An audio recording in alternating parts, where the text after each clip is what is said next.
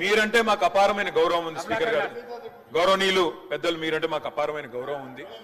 మిమ్మల్ని మేము దయచేసి కోరేది, సభ బిజినెస్ ను దయచేసి నడిపే క్రమంలో గౌరవ మంత్రులు మేమేదైనా తప్పు మాట్లాడినా, మేమేదైనా మాట్లాడకూడని మాట మాట్లాడినా, తప్పు మాట్లాడినా సవరించే అధికారం వారికి ఉంది. వారు ఇంటర్వ్యూన్ కావచ్చు, కరెక్షన్ చేయవచ్చు. కానీ దయచేసి తమరిని కోరేది, ఇక్కడ ప్రతిపక్షంలో మేము 39 మంది ప్రధాన ప్రతిపక్షంలో ఉన్నాం, వాళ్ళు 64 మంది ఉన్నారు. మరి వారికి ఏమో సభ్యులు లేచినా మీరు సమయం ఇస్తున్నారు, వారు వ్యక్తిగతంగా దూషించినా, నోటికొచ్చినట్టు మాట్లాడినా మీరు కనీసం మళ్ళీ మాకు అవకాశం కూడా ఇవ్వట్లేదు. మొదలు డిమాండ్ సార్, దయచేసి కడియం శ్రీహరి గారి పట్ల వారు చేసిన అనుచిత వ్యాఖ్యలను తొలగించండి రికార్డుల నుంచి, దయచేసి వారిని ఉపసంహరించుకోమని చెప్పి కూడా నా విజ్ఞప్తి నెంబర్ 1. రెండవది సార్, వారు ఉప ముఖ్యమంత్రిగా పనిచేసిన పెద్దలు, దాదాపు 15 ఏళ్లు మంత్రిగా పనిచేసిన సీనియర్ నాయకులు గౌరవనీయులు పెద్దలు కడియం శ్రీహరి గారి పట్ల వాళ్ళ రాజగోపాల్ రెడ్డి గారు చేసిన వ్యాఖ్యలు సబబు కాదు సార్, దాన్ని దయచేసి తొలగించాలి రికార్డుల నుంచి అనేది నెంబర్ వన్ సార్. రెండవది రాజగోపాల్, మీరు కూడా ఒకటి సార్ ఒక విషయం మాకు క్లియర్ గా చెప్పండి. మా సభ్యులు లేచి అడిగితే మరి సభ్యులకైతే ఒకటే హక్కు ఉంటుంది సార్, అందరి సభ్యులకు 119 మంది సభ్యులకు ఒకటే రకమైన హక్కు ఉంటుంది.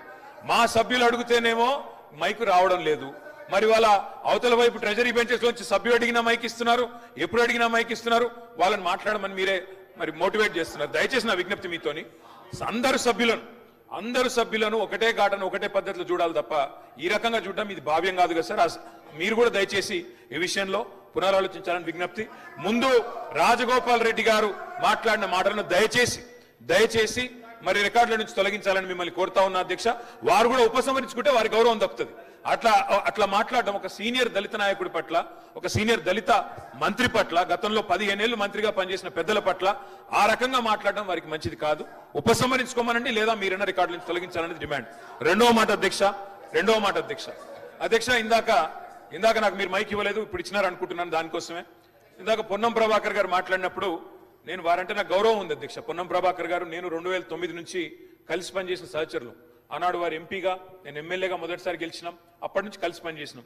కానీ సత్యదూరమైన మాటలు చెప్తుంటే, వాస్తవానికి విరుద్ధమైన మాటలు చెప్తుంటే బాధతో తప్పకుండా అన్నాం అధ్యక్ష. కానీ వారు కూడా గౌరవ మంత్రి వారు, ఈరోజు గౌరవ మంత్రి గారు తప్పకుండా ఆలోచించాలి, మాట్లాడేటప్పుడు 1-2 సార్లు ఆలోచించాలి. ఇవాళ వారి నియోజకవర్గంలో హుస్నాబాద్ లో గౌరవెల్లి అనే రిజర్వాయర్ పూర్తయి ట్రయల్ రన్ అయిన మాట వాస్తవం కాదా అధ్యక్ష? ఇవాళ హుస్నాబాద్ లో ప్రజలకు తెలియదా? వేములవాడ నియోజకవర్గంలో మలకపేట రిజర్వాయర్ మొత్తం పూర్తయి అందులో 1 TMC నీళ్లున్న మాట వాస్తవం కాదా అధ్యక్ష? ఇవాళ కాళేశ్వరం గురించి మాట్లాడి అదేమి జరగనట్టు నిన్న మేడిగడ్డకు పోయి వచ్చి మా మీద బురద జల్లే ప్రయత్నం ఏదైతే చేస్తున్నారో అధ్యక్ష, నేను గౌరవ సభ్యులకు తమరి ద్వారా తెలియజేసేది అధ్యక్ష ఒకటే ఒక్క మాట అధ్యక్ష. కాళేశ్వరం అనేది ఒక బరాజ్ కాదు అధ్యక్ష. కాళేశ్వరం అంటే 3 బరాజులు, 15 రిజర్వాయర్లు, 21 పంప్ హౌజులు, 19 సబ్ స్టేషన్లు, 203 కిలోమీటర్ల టనల్స్, 1531 కిలోమీటర్ల గ్రావిటీ కాలువలు, 141 TMCల స్టోరేజ్ కెపాసిటీ, అదేవిధంగా 240 TMCల యూటిలైజేషన్. శ్రీహరి గారు ఏమన్నారు అధ్యక్ష? శ్రీహరి గారు ఒకటే మాట అన్నారు, స్టెబిలైజేషన్ కూడా తీసుకోవాలి ఒక ప్రాజెక్ట్ లో. కొత్తగా 97,000 కూడా నీళ్ళు ఇయ్యలేదని మాట్లాడితే స్థిరీకరించబడ్డ ఆయకట్టు ఎంత అని అధికారిని అడుగుతుంటే ముఖ్యమంత్రి గారు మాట్లాడనీయలేదన్నారు. గొప్ప ఉదాహరణ నా నియోజకవర్గం అధ్యక్ష. మా దగ్గర అప్పర్ మానేర్ అనే ప్రాజెక్టు నిజాం టైంలో కట్టిన అధ్యక్ష, 45లో కట్టినారు. ఆ అప్పర్ మానేర్ అనే ప్రాజెక్టు కోసం ఆనాడు రాజశేఖర రెడ్డి గారి ఆనాడు ప్రభుత్వం ఉన్నప్పుడు కూడా పాదయాత్రలు జరిగినాయి.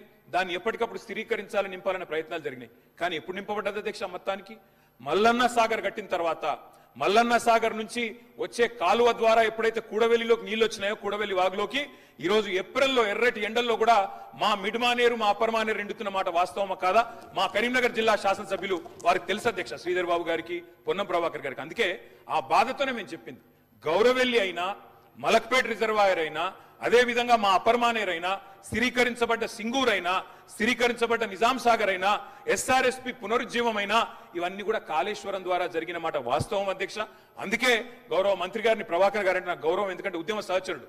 ఆనాడు పార్లమెంట్ లో వీరోచితంగా పోరాడింది కాబట్టి మా నాయకుడు కేసీఆర్ గారు కూడా కరీంనగర్ లో, ఇక్కడ అక్కడ కాదు అధ్యక్ష, కరీంనగర్కి వచ్చే బహిరంగ సభలోనే వారిని అభినందించారు. కాబట్టి మాకు అట్లాంటి మంత్రి గారిని అగౌరవపరిచే కుసంస్కారం లేదు. కానీ మంత్రి గారు కూడా వాస్తవాలు చెప్పాలి అధ్యక్ష. గౌరవెల్లి పూర్తయిన మాట వాస్తవం, NGT స్టే ఉన్న మాట వాస్తవం, మలక్పేట పూర్తయిన మాట వాస్తవం, ట్రయల్స్ జరిగిన మాట వాస్తవం. కాళేశ్వరంలో, ఇంత పెద్ద కాళేశ్వరంలో 3 బరాజులు, అదే విధంగా 15 రిజర్వాయర్లు ఉండే కాళేశ్వరంలో ఒక్క బరాజులో 3-4 పిల్లర్లకు ఇబ్బంది జరిగితే దాన్ని రిపేర్ చేయండి. ఇప్పుడే మా గౌరవ పెద్దలు కడియం శ్రీహరి గారు డిమాండ్ చేసినారు, దాన్ని రిపేర్ చేయండి. రైతుల మీద కోపం పెంచుకోకండి. కేసీఆర్ గారి మీద కోపం ఉంటే రాజకీయంగా ప్రయోజనం కావాలనుకుంటే ప్రయత్నం చేయండి, కానీ ఆ ప్రాంత రైతాంగం పట్ల కక్ష కట్టవద్దు. నింపండి, మేడిగడ్డ నింపండి, కాళేశ్వరంలో పంపింగ్ స్టార్ట్ చేయండి. వాళ్ళ 5,000 క్యూసెక్ల నీళ్లు కిందికి పోతున్నాయి. ఇది రాజగోపాల్ రెడ్డి గారు. అధ్యక్ష, ఇప్పుడు నేను ఏమంటున్నా, అంత గొప్ప మనసున్న మనిషి కదా కేటీఆర్ గారు, అంత గొప్ప మనసున్న మనిషి. రాజగోపాల్ రెడ్డి గారు ఒక్క నిమిషం. గౌరవ ముఖ్యమంత్రి గారు, పోను కొత్తగా వచ్చిన ప్రభుత్వమే ఏదో తప్పు చేసినట్టు, ఈ తప్పుకు కొత్తగా వచ్చిన వాళ్ళే బాధ్యత అయినట్టు, అదేవిధంగా పదే పదే భాష గురించి మాటల గురించి మీరు ఇట్లా అంటున్నారు, మీరు అట్లా అంటున్నారు, మమ్మల్ని గౌరవిస్తలేరు అని ఏదైతే చర్చ జరుగుతుందో, మాజీ ముఖ్యమంత్రి గారు నిన్న నల్గొండ జిల్లాలో వాడిన భాష మీద చర్చ చేద్దాం అధ్యక్ష. ఏం బీకనిక పోయినరని అడుగుతాడా అధ్యక్ష? మాజీ ముఖ్యమంత్రిగా 10 ఏళ్ళు పనిచేసి, కేంద్ర మంత్రిగా పనిచేసి, రాష్ట్ర మంత్రిగా పనిచేసి, శాసనసభ్యుడిగా పనిచేసి, పార్లమెంటుగా పనిచేసి, గొప్పలు చెప్పుకొని జబ్బలు జరుచుకునే ఉద్యమకారుని అనేట ఆయన ప్రధాన ప్రతిపక్ష పార్టీ హోదాలో ఉండి ఒక రాష్ట్ర ముఖ్యమంత్రిని పట్టుకొని ఏం బీకనిక పోయినావు అని అడిగితే, రా ఇప్పటికే ప్రజల్ని ప్యాంట్ ఊడబిక్కురు, ఉన్న అంగి చొక్కా కూడా ఊడబిక్తాం. ఇప్పటికే తెలంగాణ ప్రజలు మొన్న జరిగిన ఎన్నికలలో మీ పాయింట్ ఊడవీకిరు. ఇవాళ ఆ పాయింట్ ఊడవీకితే చెప్పుకునే దిక్కులేక బొక్కబోర్లో పడితే బొక్కలు ఇరిగినాయి మీకు. అయినా మీ బుద్ధి మారలేదు. ఒక ముఖ్యమంత్రిని పట్టుకొని ఏం బీకనిక పోయినావు అని అడుగుతారా అధ్యక్ష? ఇది పద్ధత? ఈ రాష్ట్రం 4 కోట్ల ప్రజలు ఓట్లేసి గెలిపించిన ముఖ్యమంత్రిని పట్టుకొని ఏం బీకనిక పోయినావని అంటారా అధ్యక్ష? ఇదేనా తెలంగాణ సాంప్రదాయము? ఈ రోజు నేను మళ్ళీ అడుగుతున్నా అధ్యక్ష, ఈ రోజు మేడిగడ్డ మేడి పండులాక కుంగిపోతే మేడిగడ్డల నీళ్లు నింపడానికి అవకాశం ఉందా అధ్యక్ష? ఇవాళ మీరే సాగునీటి పారుదల శాఖ మంత్రులుగా పనిచేశారు కదా. చంద్రశేఖర్ రావు గారు, హరీష్ రావు గారు ఇద్దరు సాగునీటి పారుదల శాఖ మంత్రిగా పనిచేశారు కదా అధ్యక్ష. ఈ రోజు వాళ్ళకే పెత్తనం ఇస్తాం, వాళ్ళనే చేయమని ఉండ్రి. ఈ రోజు ఏ రకంగా మేడిగడ్డలో నీళ్లు నింపుతారో, మేడిగడ్డ నుంచి నీళ్లు ఎత్తి అన్నారంలో పోస్తారో, అన్నారంలో నుంచి సుందీలలో ఎట్లా పోస్తారో బాధ్యత వాళ్ళని తీసుకోమని ఉండ్రి అధ్యక్ష. మొత్తం కుంగిపోయి కుప్పగూలిపోతుంటే ఈ రోజు అక్కడ నీళ్లు నింపడానికి ఏమాత్రం అవకాశం లేక పూర్తిగా ప్రాజెక్టు దెబ్బతిని ఖర్చు పెట్టిన 94,000 కోట్ల రూపాయలు వృధా అయిపోయి ఈ రోజు మొత్తం ప్రాజెక్టే దెబ్బతిన్న పరిస్థితుల్లో ఈ రోజు ప్రజల దగ్గరికి వెళ్ళి సమాధానం చెప్పుకోలేక శాసనసభకు రావాల్సిన ఉపనాయకుడు ఇక్కడ సభలోకి రాకుండా పారిపోయి ఈ రోజు చర్చ చేద్దామంటే రాకుండా ముఖ్యమంత్రి గారిని పట్టుకొని ఇట్లా మాట్లాడొచ్చా అధ్యక్ష? అందుకే నేను ఒకటే మాట అడుగుతున్నా, మీరు ఇవాళ చర్చకు సిద్ధమైతే పిలువండి. మీ పార్టీ నాయకుడిని, మీ సభాపక్ష నాయకుడిని చర్చ చేద్దాము. రేపు సాయంత్రం వరకైనా కాళేశ్వరం ప్రాజెక్టు మీద, గోదావరి జలాల మీద ఈ ప్రభుత్వం చర్చ చేయడానికి సిద్ధంగా ఉంది. పారిపోయి ఫామ్ హౌస్ లో వండుకొని ప్రతిపక్షాలుగా బాధ్యత నుంచి తప్పించుకొని నీ అవినీతి బయటపడుతుందని, కాళేశ్వరంలో మీ దోపిడీలో జైలుకి వెళ్లాల్సి వస్తుందని కేసీఆర్ ను చంపుతారా అంటారు. ఎవరికి అవసరం ఉంది అధ్యక్ష చంపాల్సిన అవసరం? సచిన పావును ఎవడైనా చంపుతారా అధ్యక్ష? మొన్నటి ఎన్నికలలో ప్రజలు ఆ పావును చేత్తో కాదు కట్టెతో కొట్టిరు అధ్యక్ష. ఆ పాము ఆల్రెడీ సచ్చింది. సచిన పావును చంపాల్సిన అవసరం మాకే ఉంది అధ్యక్ష. ఈ రోజు సానుభూతి కోసము వీల్ చైర్ నాటకాలు, వీధి నాటకాలు ఏంటి అధ్యక్ష? ఈ రోజు అవకాశం వచ్చినప్పుడు ఈ సభలో చర్చ చేయడానికి ప్రభుత్వం సిద్ధంగా ఉంది. నిజాయితీ ఉంటే, మీరు అవినీతికి పాల్పడకపోతే, మీరు చెప్పినట్టు మేడిగడ్డలో 2, 3 పిల్లర్లు కుంగిపోతే దాని మీద తీసుకోవాల్సిన నిర్ణయాల మీద మాజీ ముఖ్యమంత్రి గారు చంద్రశేఖరరావు గారిని సభలోకి రమ్మని ఉంది. చర్చ చేయడానికి ప్రభుత్వం సిద్ధంగా ఉంది. పారిపోయి అక్కడెక్కడో పోయి ఆడేదో ప్రగల్భాలు ఏంది అధ్యక్ష? రమ్మనుండ్రి సభకు, వాస్తవాల మీద చర్చ చేస్తాం, మొత్తం ఇక్కడ పెడతాం.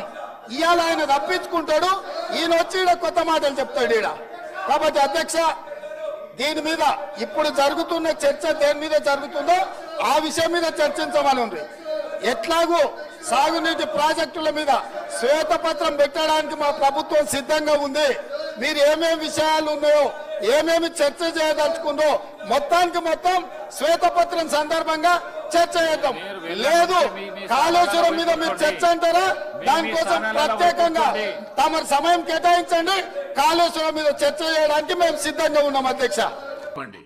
అదే చంపేస్తారా అంటే చంపేసే అలాంటి మాటలు మీరు తీసుకొస్తున్నారా? తప్పు, అట్లాంటి మాటలు అనొద్దని చెప్తున్నా.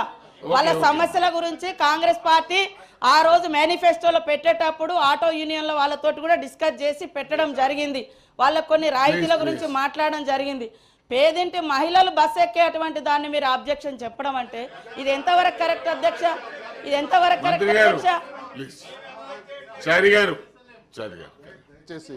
అధ్యక్ష? అధ్యక్ష తమరు గమనిస్తా ఉన్నారు, ఇందులో రెండు విషయాలు వేరు.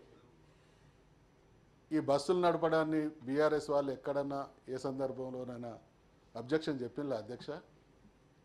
ఇది నడుపుతున్నటువంటి క్రమంలో ఎదుటి వాళ్ళకి ఇబ్బంది అవుతుంది, వాళ్ళ విషయంలో ఆలోచించాలి అనంటే వాళ్ళు చేసినటువంటి మంచి పనికి మేమేదో అడ్డం వస్తూ ఉన్నటువంటి భావన ద్వారా వారు సభను సమాజాన్ని తప్పుదోవ పట్టిస్తూ ఉన్నారు. దీన్ని తీవ్రంగా ఖండిస్తున్నాం. నంబర్ 1. నంబర్ 2, ఇప్పుడు నిరుద్యోగ యువకుల గురించి నేను మళ్ళా విషయానికి వస్తున్నాను అధ్యక్ష. గౌరవ మంత్రి గారు ఒక విషయాన్ని గుర్తుంచుకోవాలి, వారు కాంగ్రెస్ పార్టీకి కాంగ్రెస్ ప్రభుత్వానికి ప్రాతినిధ్యం వహిస్తూ ఉన్నారు. కాంగ్రెస్ పార్టీ అంటే కాంగ్రెస్ ప్రభుత్వం అంటే చిన్న పార్టీ కాదు అధ్యక్ష. నిరుద్యోగులకు నిరుద్యోగ భృతి ఇస్తామని బడ్జెట్ అనేక సంవత్సరాలు పాలించినటువంటి పార్టీ, ప్రభుత్వం పరిపాలన అంటేందో పూర్తి స్పష్టత ఉన్నటువంటి పార్టీ. అటువంటి పార్టీ లేని విషయాలను